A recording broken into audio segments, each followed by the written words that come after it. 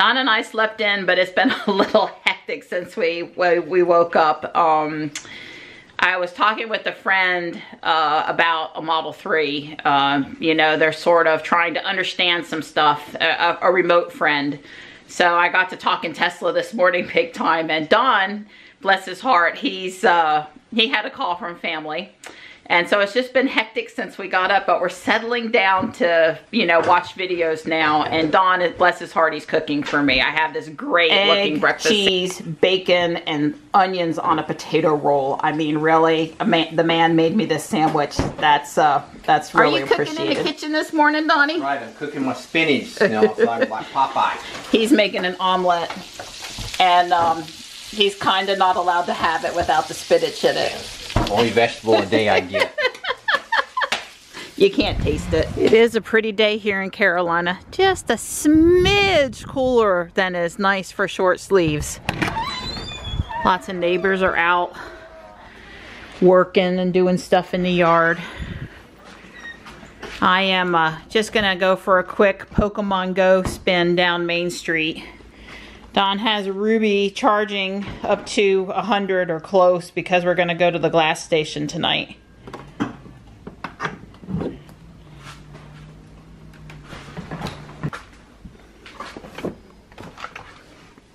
Well, technically, Ruby, it's afternoon. So good afternoon, Ruby. Yeah, I just thought I would drive Main Street, catch some Pokestops, just get out in the sunshine for a few minutes, that kind of thing.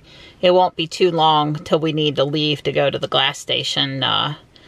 That starts at 6, so I think we need to leave 4:30-ish.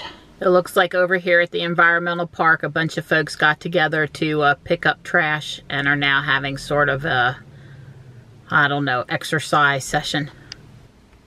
I'm back. Just a short trip playing Pokemon Go. No shinies, but at least when Dawn and I go out later, I won't be preoccupied about spinning a stop or catching anything.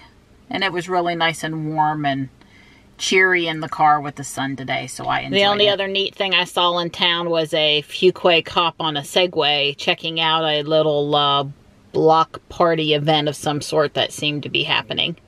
They look so tall when they're up on Don those. Met me out here, and he's got Ruby plugged back in. Don and I are appropriately dressed for St. Patrick's Day. Yep. Raleigh had the parade today. I kind of blew over my head that that was this morning, but I saw some friends post on Facebook, and everybody had on green. So, yep. But we're headed over to the GlasStation for another demo. You know, they don't do them during the summer, so we kind of, you know, thought it would be a fun thing to do tonight. And they said it's a special St. Patrick's Day surprise, so we're... And to expect it to be a little more than an hour, it must be a bigger piece or a more complicated piece. So we've got 274 miles of rated range, not quite 100. Yeah, but getting close. Getting close, yeah. So says we'll get back with 18%. And it's not so cold today, so maybe that's true and we won't have to stop at the Raleigh Supercharger, but you know, we have that option if we need it. So let's go have some fun. I agree. So Ruby's at 93%. I just gotta say that the seatbelt is driving me crazy with it right here like this. It's not quite as bad on the driver's side, but it always bothers me on the passenger side, and it bothers me in the Honda. In the Honda, I have this little Hello Kitty thing on the seatbelt to try to keep it out of my neck, and I hate it. And so it's not just a Ruby thing or a Tesla thing. It happens in the van and when I'm driving, which is even worse. And I've tried moving the seat back and moving the seat up and changing the angle of the seat, and nothing seems to help. I know on the Diva Facebook forum, some of them have ordered some sort of something to make it better. That's not as awkward as the little Hello Kitty protector that I have. I might have to look into it because I am tired of doing this the whole time while we're driving.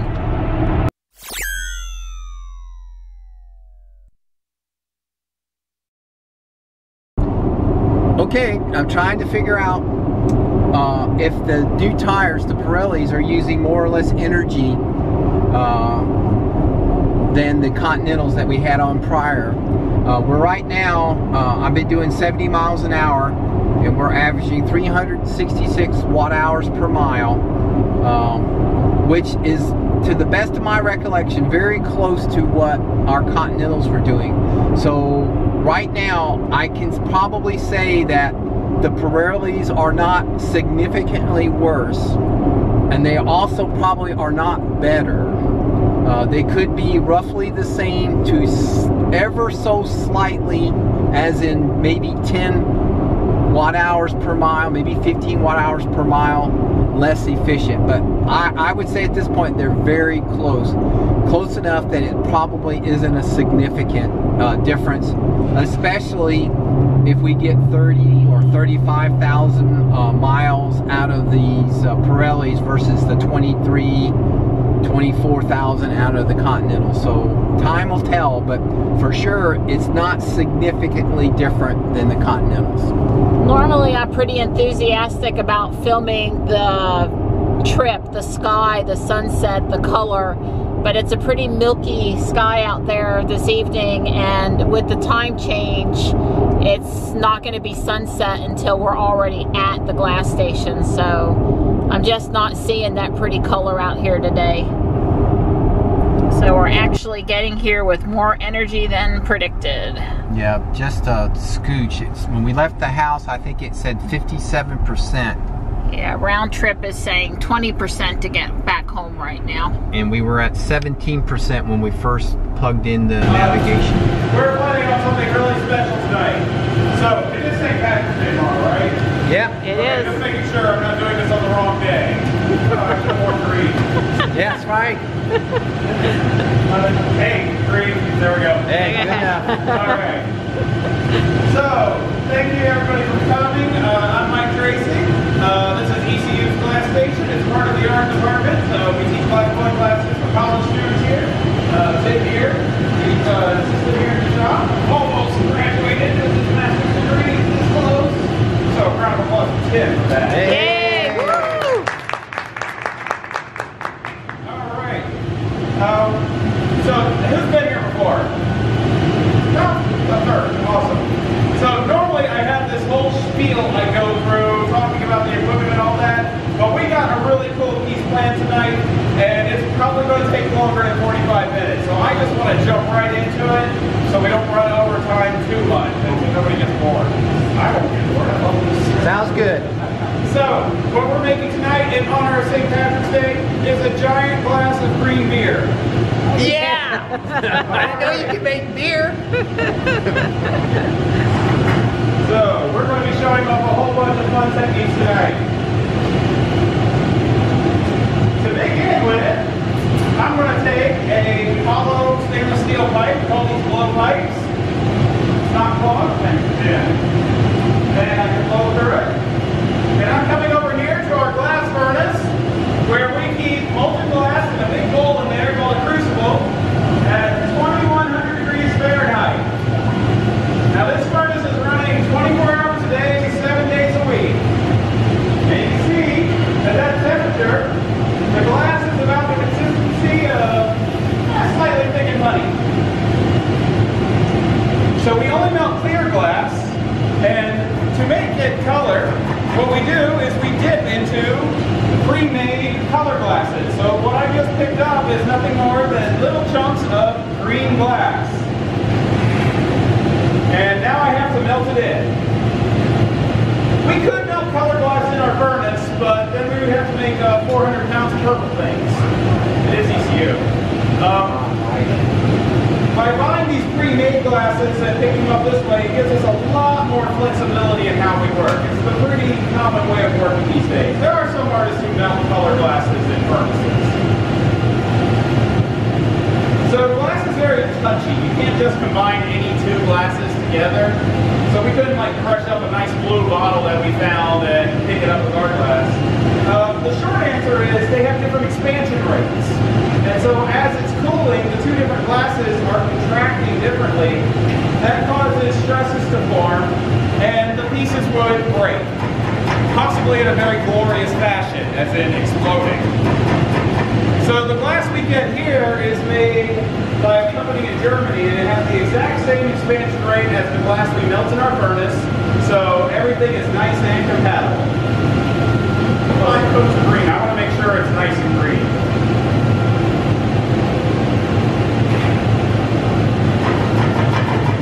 Coat number 3.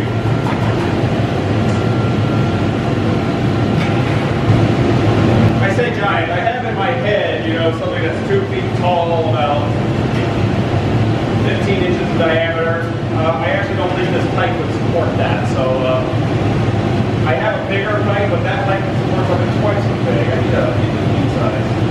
We'll make it big, don't worry. Is this coat 4? I lost count. Yes, 4. I don't want to make it too dark.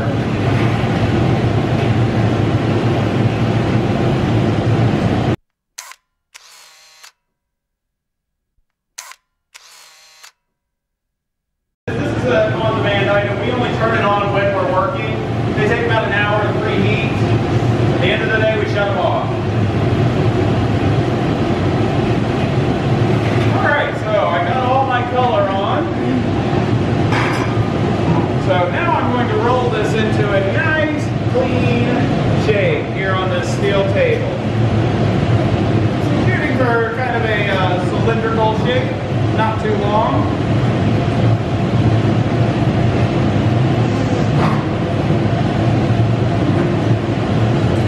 So the heat from the glass will expand that air I just put in there, and it will inflate it for me. There it goes.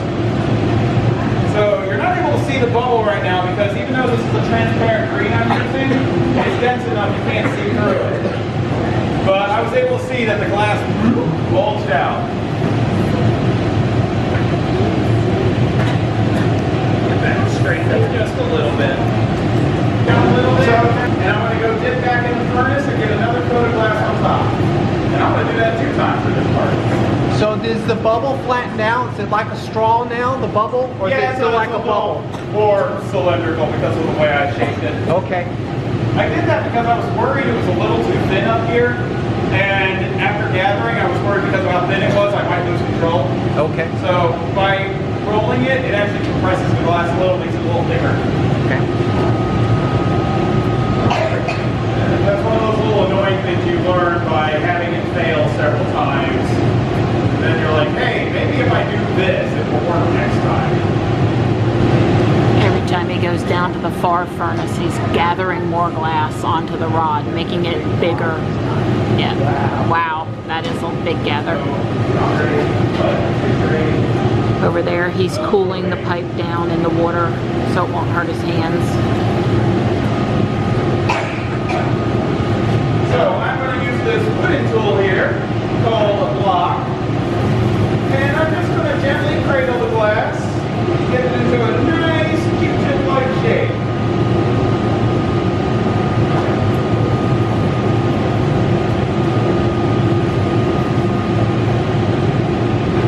These blocks are made out of fruit wood, and we keep them wet, and as long as they stay wet, they last a long time.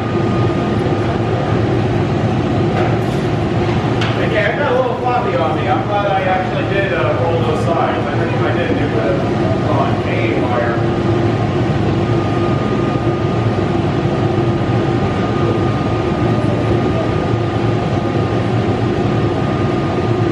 Alright, if you can give me a second. The lightest air possible. Well, maybe a little less. A little more than that. Yeah, go ahead.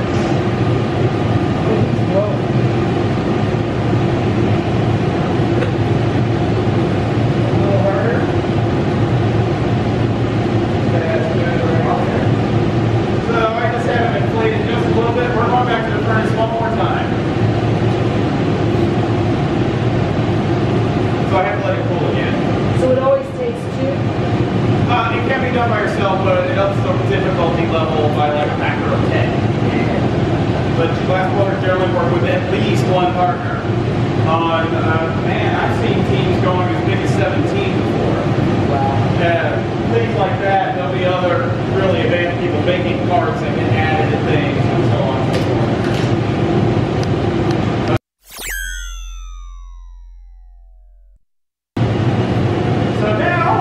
blow this out some.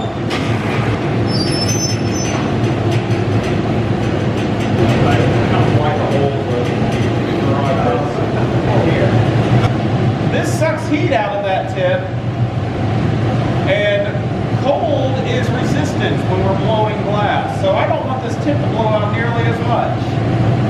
Alright, so Tim, if you can get ready to blow. So I'm using this fancy carbon fiber pad here. Alright, go ahead.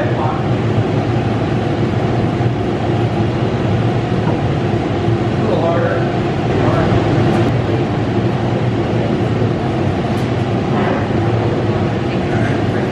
So now we're going to be putting a construction in called a jack line and blowing a little more.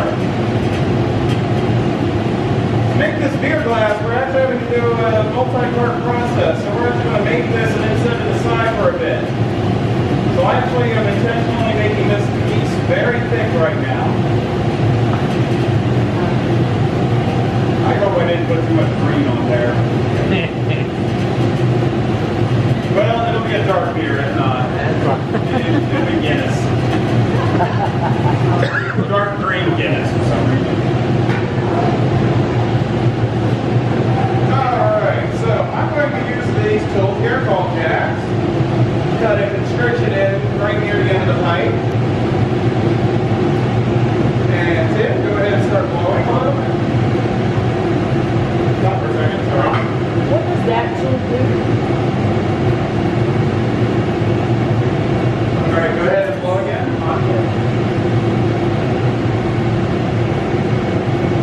That's good right there.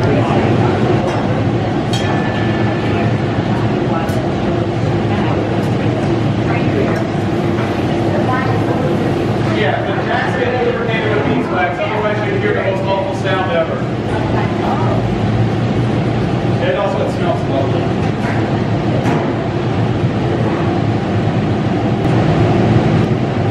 We're just waiting for our heat to be right now. If we do this too hot, basically that and this will fuse together permanently and it will not. Once these are supposed to be temporary joints. I'm impatient.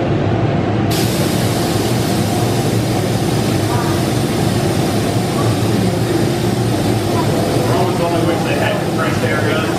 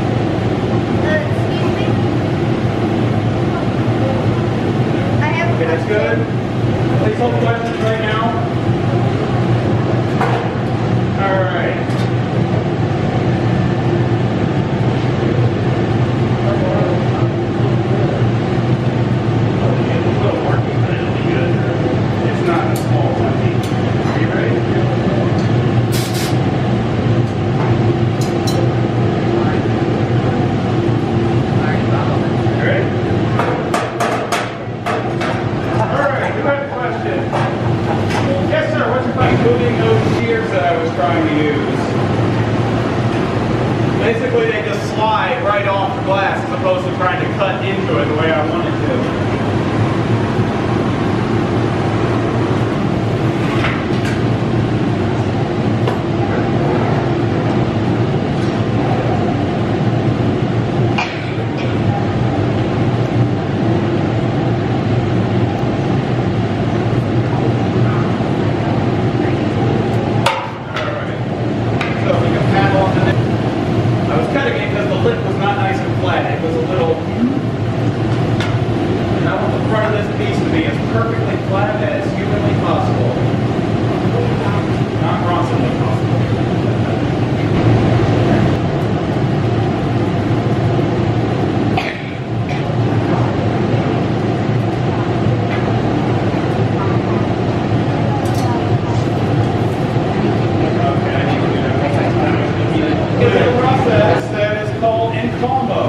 We're joining up two separate bubbles to make one bubble because what the beer glass has a frothy top. So this is the green beer that's going to be on the bottom, and in a moment we're going to make the frothy top. And we're going to join it together. And a piece of equipment that doesn't get used often during these demos called the garage. The garage right now is on at 1,000 degrees. Yes. Temperature that can basically stay in there indefinitely. Tim's going to keep an eye on it to make sure it doesn't move while we make the next part. Okay.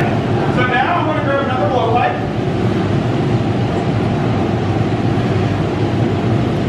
So he's gathering glass for another piece of the project now, while maintaining the original piece at a temperature that won't allow it to crack or distort. So I'm going to go ahead and get my bubble in it.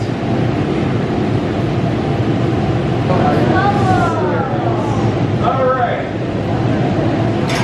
So this is going to be for the frothy top.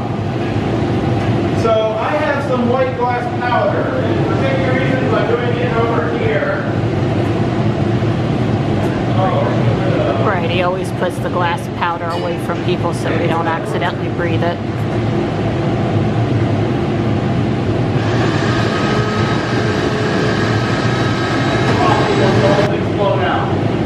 He said he sifted the glass on. Not a safe thing to breathe. So we have something over here that sucks all of it away from me.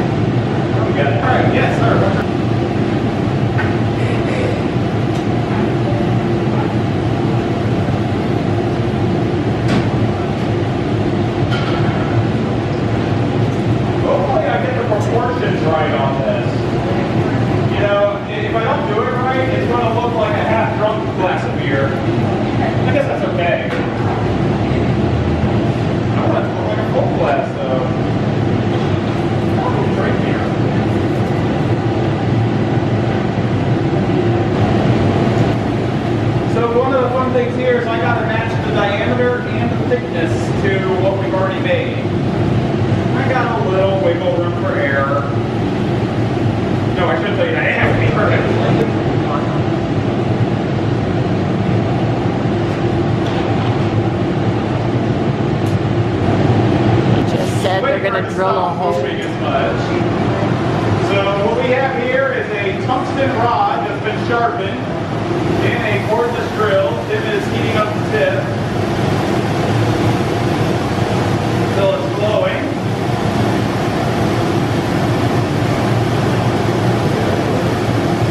That's good.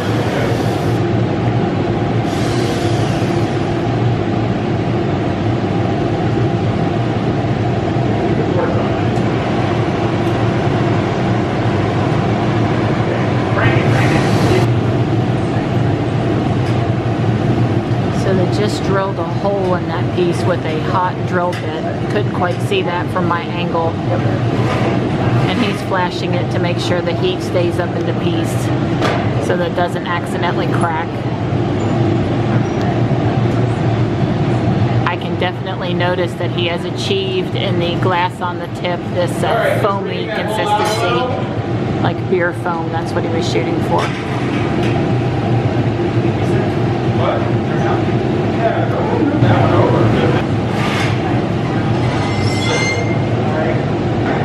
So Tim is moving that over to the other side of the garage. The garage has the left side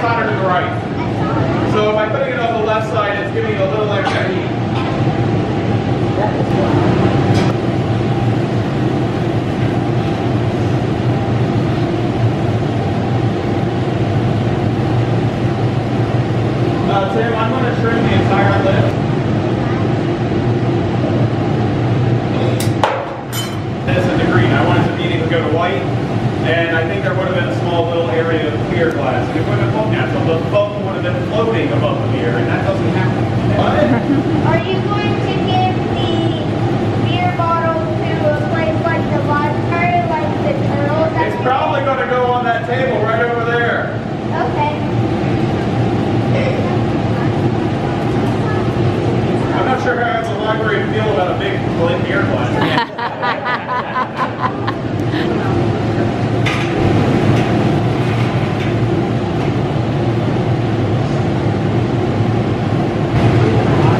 Yeah, Mike said Well, it I've been doing this takes. for nearly 15 years, and I feel like I'm just starting to get the hang of it. Yeah, he said 3 to 5 years for competent skills. Well, every little thing is a different technique. This is almost a different technique, and you know, just being able to roll the pipe, that doesn't mean you can do it almost. Right. I jokingly say, but it's not a joke, go ahead and ruin your first 100. And that applies to every new thing. Go ahead and ruin your first 100 cups. Go ahead and ruin your first 100 bowls. Just get it out of the way. On the left. And they're trying to make sure both pieces are at the right temperature to combine them.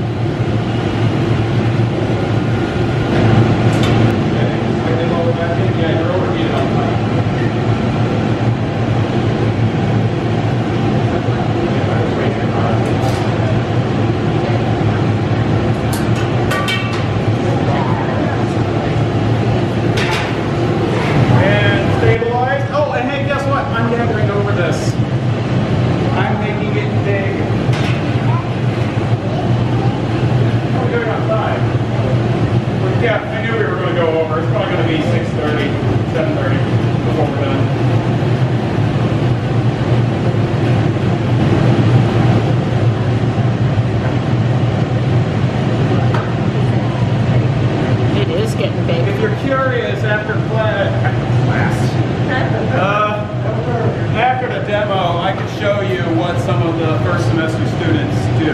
I got some samples lying around if you're curious. Air bubble right there, and I don't want that. But green is a very soft color, so it's not cooperating. It's getting really floppy on me before the heat builds up back there all the way.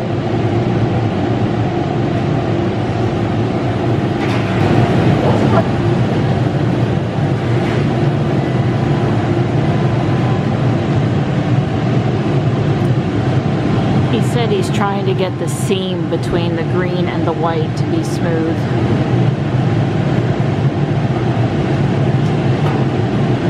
Now, if we wanted to, we could join as many cups together as we wanted. And there are ways of expediting the process so it doesn't take as long as we made it look to take.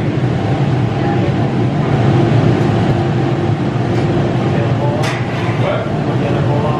Oh yeah, you could turn it off. It might be getting during the lunch, but I think we can manage. Okay, leave it on, leave it on. It's not making that much noise. It's not a extremely hot day.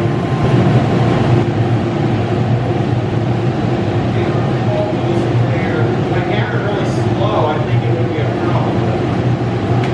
I'm also worried if I gather really slow, the whole thing just gets way over here. And lose control.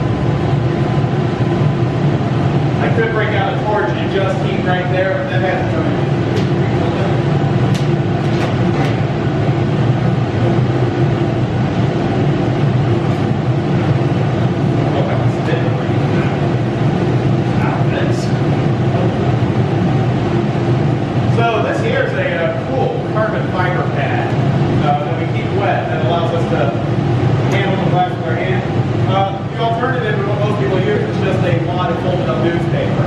I still keep one of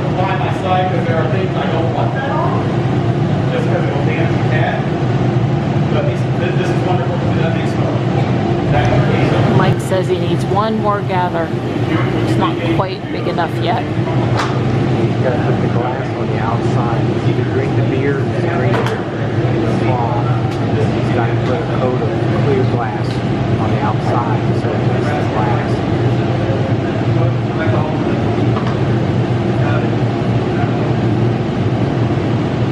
So, the bottom's going to be green, so all long glass is basically made on the pipe.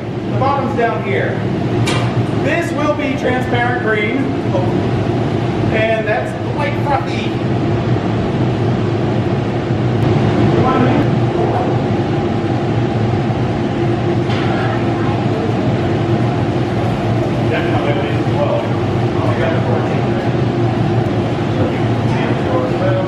I'll let you get the door when I'm coming back out. Hey, I found the bottom of the furnace!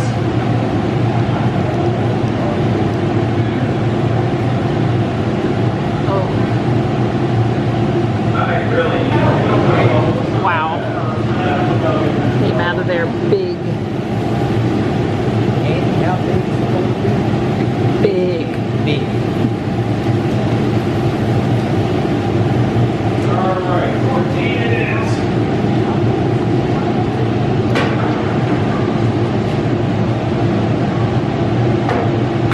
Oh, perfect. We don't have a bigger block. I'm going to take it.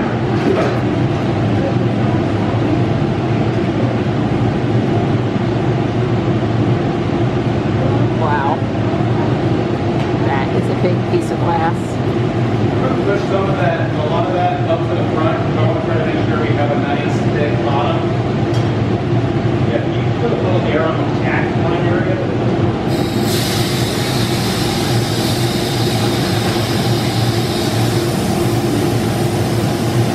Alright, that's good, I got it.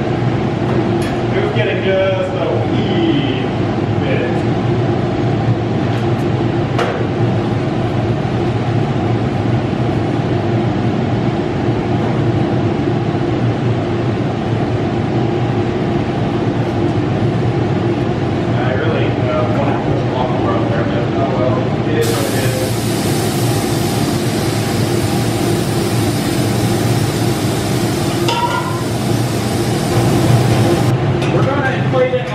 But not much.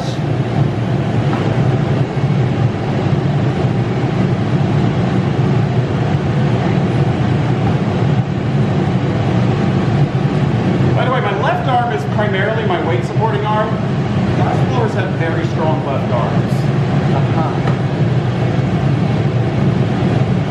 We used to joke with my grad professor, he worked big, that if we ever had to take him down for some reason, one person could take his right side, but we needed 5 people on his left arm. We're going to blow it outside the tin. And he does make giant beer glasses. This would be small for him.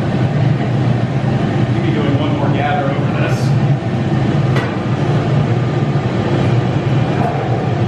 Okay. Go ahead and blow it very light.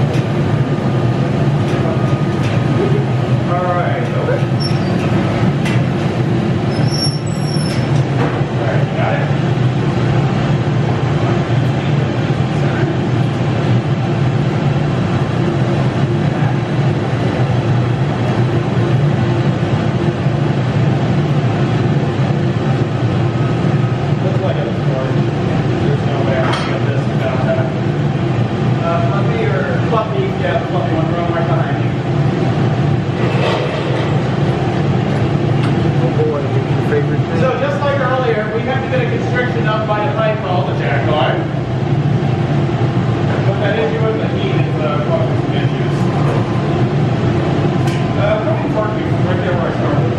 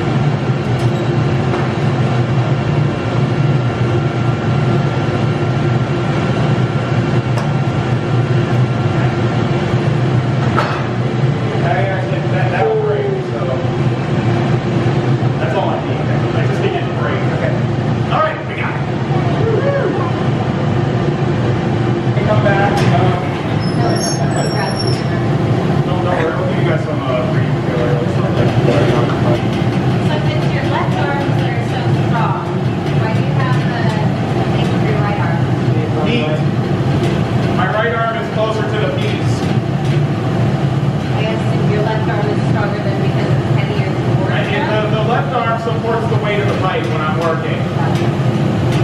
All right, good.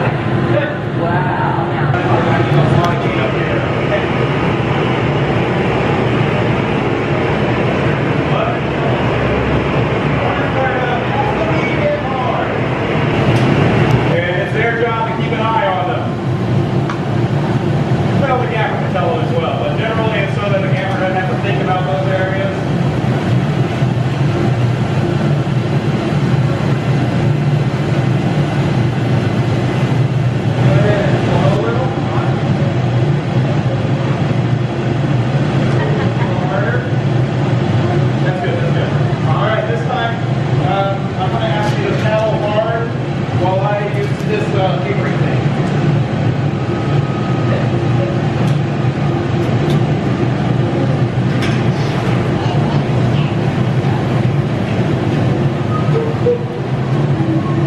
They're getting ready to transfer the piece to a solid rod. Alright, we're pretty much done on the blowpipe now. I was being a little bit of a perfectionist. I wanted that curve a little more at the bottom, and it was just taking a bit to get the heat just right to do it. So what we're going to do now is attach a hunty again. But I need to let that cool off.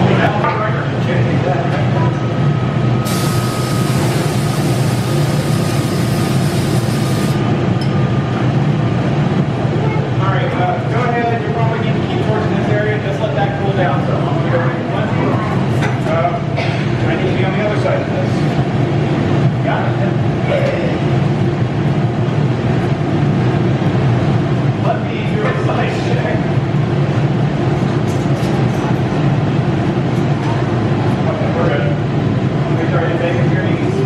So Mike has done a glass gather on the solid pipe, and he's getting ready to come over and put it on the other end of this piece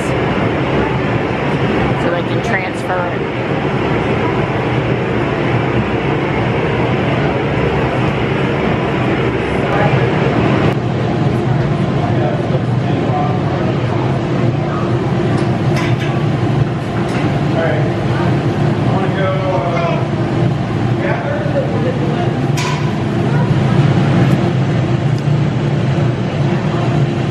Mike said for a piece of this size, no way you do it by yourself.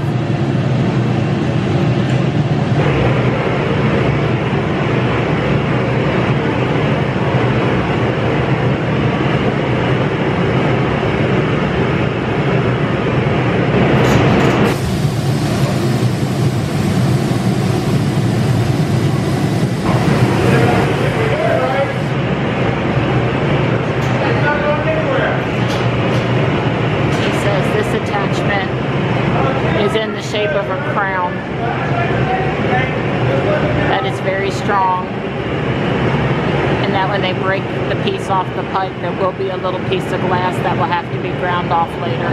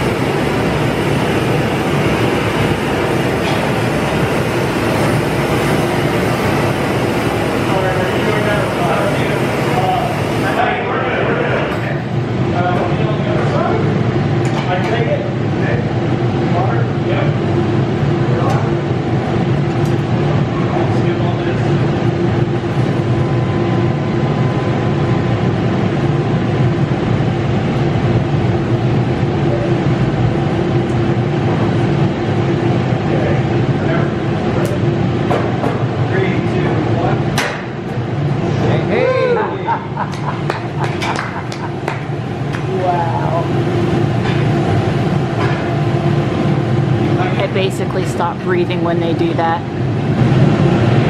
It's like, oh, we want to screw something up.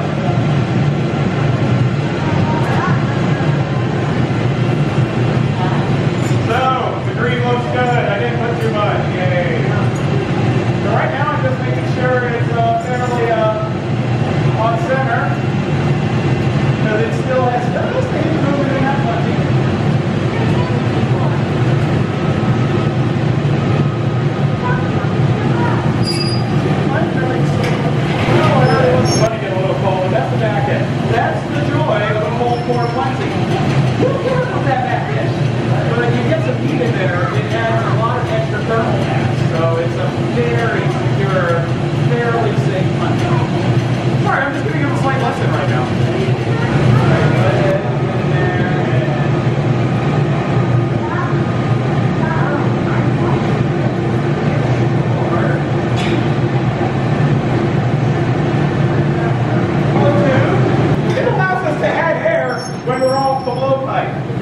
The Romans, going back 2,000 years ago, did not have that.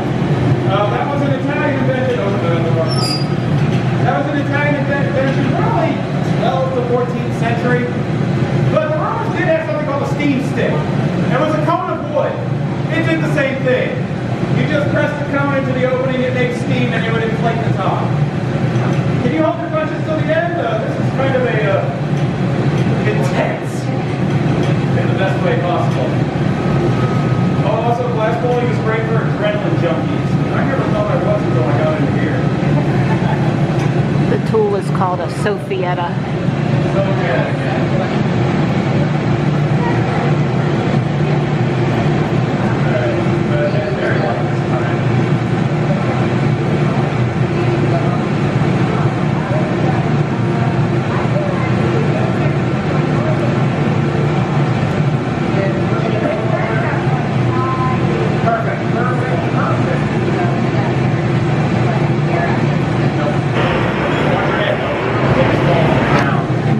Continues to flash the piece so it stays at the right temperature.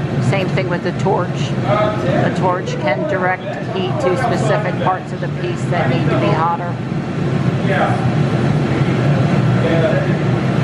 It's just cold. Is there a path accessible? Yes.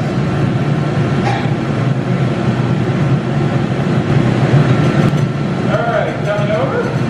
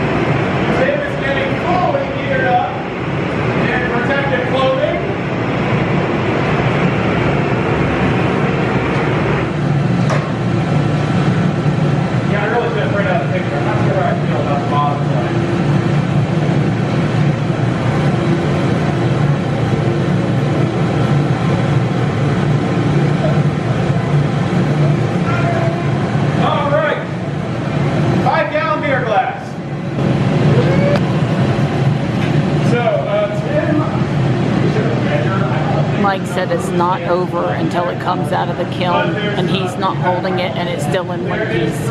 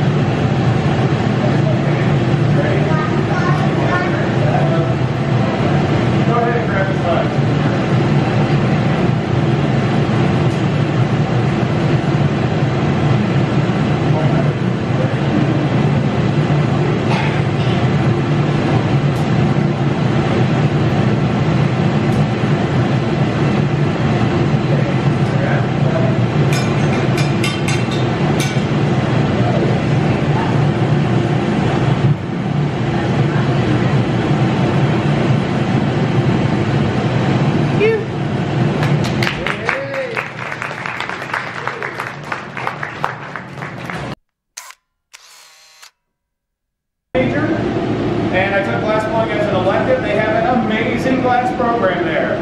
Beautiful shop. Yeah. University of Texas at Arlington. Addicted to it. I didn't want to leave the shop. I still technically graduated as a drawing major. But did leave that shop for 3 years. Was even the shop technician for 2 years of that 3. Then I did grad school. A few years later, I did grad school at Illinois State University. And I hopped around from various shop to shop. One thing, and this holds true even back in 2,000 years ago, growing times, glass blowers have to be mobile to an extent. Because you got to go where the work is. Right, right. Unless you happen to have $500,000 lying around to open up your own studio. That's why I'm not wearing a jacket. All right, any other questions? Come on, there's got to be some good ones. Do you offer the classes like a community class now? We do offer community classes, I call them experience classes. Many are available through ECU's continuing ed department. You can find them online. Their catalog can be a little bit more to navigate. It's a secret, but they're actually already listed. I just haven't announced it yet. We have a new class going to be starting. We're going to be running 10 sessions of it in June. It's making fireworkers, cool flowers. That's an inexpensive class, $50. Starts heating up. A few weeks ago, when we had one of our demos, it had been gray and rainy for like the past month. So we made a torque off rain cloud. Yeah, I saw it on Facebook. It was cool. I remember that. I saw that. I went a bit more like. It didn't come out as good as I was hoping because I let it get too thin. I didn't let that happen tonight.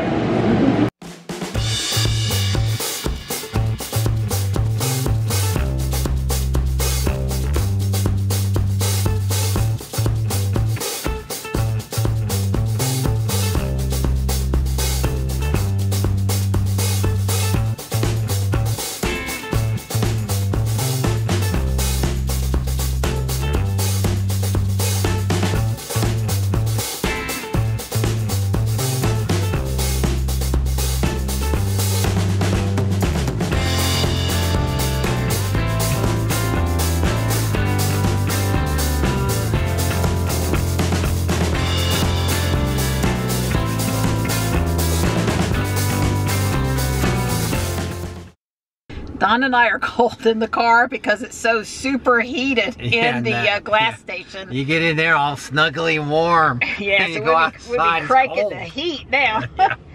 We both agree that was a really interesting piece. Yeah, he did good this time. I mean, he's done good every time, but this time was particularly because you could really see what it was going to look like when he got all done, because he made it thin enough that it cooled enough that the color started coming through, the green beer colored glass. Yeah, I particularly liked it because of how he got multiple colors, the green and then the frothy white, right, on the rod at like the same time, how he combined two pieces the way that he did that this time. I guess with the Penguin, he kind of smushed a couple pieces into the side of the big piece, but this technique of actually merging two biggish pieces together was pretty cool. So yeah, Mike says he was stoked about the piece tonight, and I was pretty stoked about filming him making the piece tonight. So it was a good comment. So we had about the most magnificent sunset that we've had in maybe 3 months.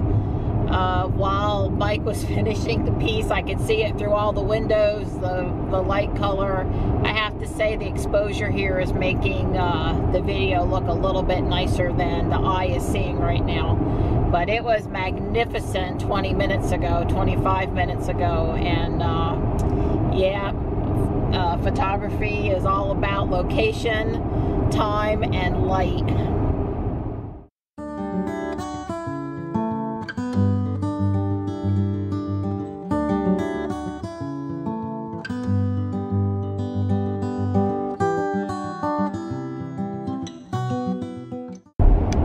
Because we've had Ruby for so long and been on so many trips and talked about so many things, sometimes I don't know when it's a good time to cover something that we've probably covered before. Has it been long enough? Are there people interested? Do folks want to know?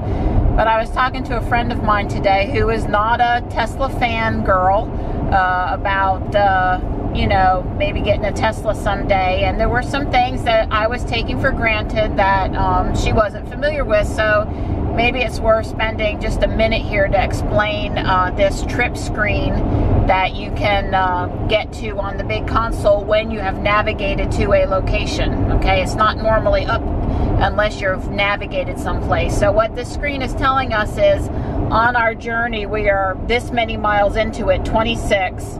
We have, I guess, approximately 80. Here's the 75-mile mark. So we're about a little over, or right about a third of the way home.